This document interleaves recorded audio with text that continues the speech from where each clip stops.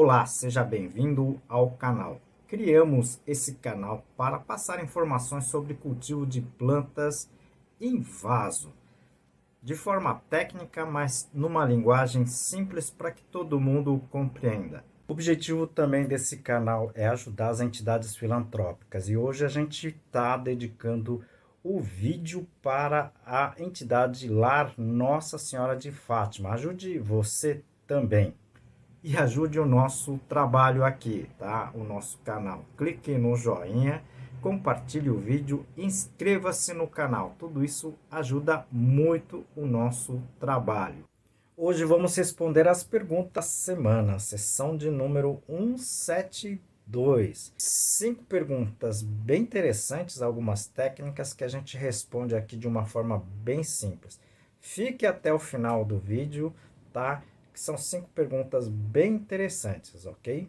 A primeira pergunta é encaminhada pelo Edson e pelo Farias, tá? Eles, na verdade, colocaram ureia nas suas plantas em vasos, tá? E queimou as plantas dele. No caso do Farias, acabou queimando vários vasos de lírio de paz, né? E eles perguntam o que aconteceu, tá? Primeiro, tá? Eu não sei se vocês assistiram, mas se vocês puderem assistir o vídeo aqui, tá? Que eu falo da ureia. Aliás, eu tenho uns 3 ou 4 vídeos que eu falo da ureia, né? A ureia, sim, é um elemento muito bacana, tá? Mas ela é basicamente fonte de nitrogênio. Ela não tem outros elementos que as plantas possam absorver, tá certo? Isso é o primeiro ponto, né? E segundo, tá? Eu acredito que vocês aplicaram a ureia, tá? Numa situação de temperatura muito elevada, tá? Pelo que vocês me disseram, né? Queimaram somente as folhas debaixo das plantas, né? Então, deve ter acontecido de alta temperatura, umidade no substrato e a ureia se transformando em amônia. E a amônia, ela acaba queimando as folhas, tá certo? Esse é o motivo que muitos produtores, aliás, não conheço produtor que utiliza ureia no cultivo de plantas em vaso, tá certo? Então, obrigado pela pergunta, tá certo? Se vocês puderem, assista esse vídeo que eu vou postar aqui, tá certo? A segunda pergunta é encaminhado pelo Tamil, tá? Ele me pergunta como ele pode fazer para contornar a situação de nematóides nas suas plantas em vaso, que é bonsai, né? Bom, nesse caso, eu já comentei algumas situações, né? Nesse caso, você vai ter que tentar trabalhar com a poda de raiz, tá certo? Onde tenha o problema do nematóide, você tem que podar. E não é só isso. Você vai ter que substituir e replantar ela em substratos esterilizados, tá certo? Então, não tem como fugir, tá?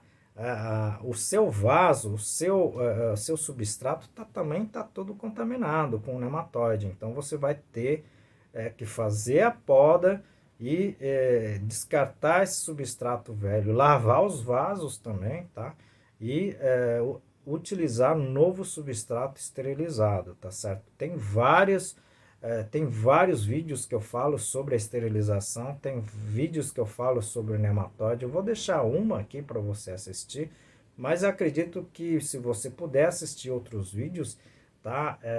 Vai ser bem interessante, tá certo? Vai ser bem instrutivo. Eu acredito que vai ajudá-lo, tá?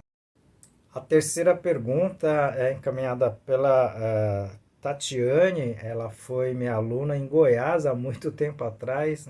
Obrigado, Tatiane. Ela pergunta, né? Ela me pergunta se a tiamina, tá, é bom para se aplicar nas plantas, né?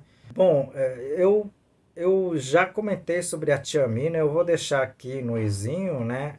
Olha, a tiamina sendo um vitamina B, né? Eu acho um pouco desnecessário a aplicação de tiamina e mais alguns outros produtos que o pessoal acaba comentando, né? E prefiro, digamos assim, trabalhar muito mais na parte nutricional básico, que é os adubos, digamos assim, sendo químicos ou até orgânicos. Isso já é o suficiente, tá certo? No caso de plantas com estresse, né? Eu não sei se a tiamina vai auxiliar as plantas em si, se você fizer uma adubação de base, tá certo? Mas eu vou estudar essa situação, né? No caso que a gente utiliza o meio de cultura para a produção de plantas in vitro, né, no laboratório, a gente usa sim a tiamina. Mas nesse caso eu não sei se efetivamente ela vai ter dar um resultado efetivo, tá certo? Eu vou dar uma pesquisada, né, e eu vou fazer um vídeo na íntegra a esse respeito, ok? Obrigado, tá? E quem sabe a gente volta aí para a gente conversar, né, em alguma palestra, tá certo? Bom, vou aproveitar um pouquinho do seu tempo para a gente falar sobre o livro que a gente lançou sobre substrato. Há pessoas que trabalham com plantas ou mesmo cultivam por lazer. É um livro para entender o que é o substrato, como deveria ser o substrato. É um dos livros mais completos que pelo menos a gente conhece. Foram 10 anos de trabalho em cima desse livro, ok? Várias fotos, tá? Várias ilustrações. Eu acredito que vai ajudar a todos. Quarta pergunta encaminhada pela Terezinha, ela é de Minas Gerais, né?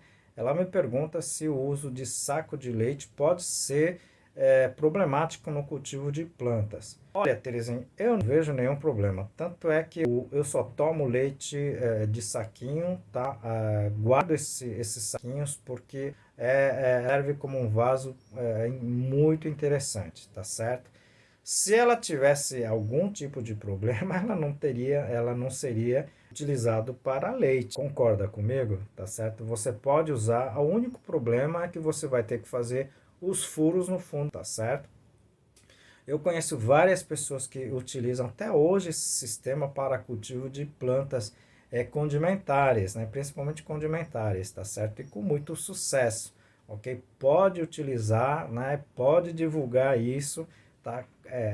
Compartilhe esse vídeo com outras pessoas, tá? Porque esse saquinho dura anos, né? Dura anos, né? Então é muito interessante, inclusive para reciclagem desses materiais, tá certo? A quinta pergunta, né, o Rony, né, ele é do México, né? Ele me pergunta se eu conheço o México e as plantas, né, do México, os cactos, as suculentas. Olha, eu já tive oportunidade de ir para o México, né, a convite, tá, de pesquisa. Infelizmente eu não consegui ir, tá certo? Porque em 2015 eu estava realizando o meu pós-doutorado justamente na Universidade da Flórida, né? Então eu não consegui fazer esse link, né, estar em dois locais ao mesmo tempo. Mas gostaria muito de ir no México, não conheço o México. Conheço muitas plantas, né? Echeveria, as agaves, né? Muitas plantas do México, mas infelizmente eu não conheço o México ainda, né? Vamos ver se um dia eu consigo ir, né, para o México também, né? Muita gente pergunta que eu gostaria de ir em lugares bem, digamos assim, diferentes do normal, né? Porque eu gosto de conhecer o local, conhecer as plantas e conhecer o ambiente, né? Inclusive o tipo de solo, né? Então, isso tudo me acrescenta muito em termos de conhecimento, tá certo? Ok? Mas quem sabe um dia eu esteja por aí também. Obrigado, né? Obrigado você aí do México, tá? Que assiste o nosso canal, mesmo aqui sendo em português, tá certo?